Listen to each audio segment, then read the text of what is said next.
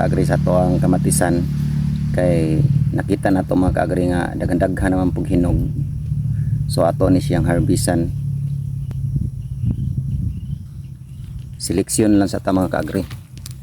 Kay sayang man puning mga gauna nga hinog kung di nato ni makuha, mga daot man pud.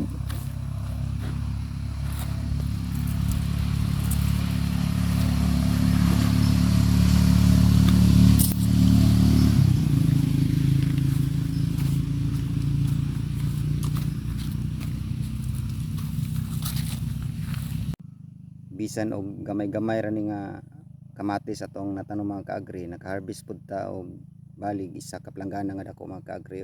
First harvest na to ni. So mapasalamaton kay kita mga kaagri sa dugang grasya nga gihatag sa Ginoo sa to ang kinabuhi mga kaagri. So salamat mga kaagri sa kanunay nga pag-follow sa ako ang mga videos og pag-share og pag-like. So God bless as always.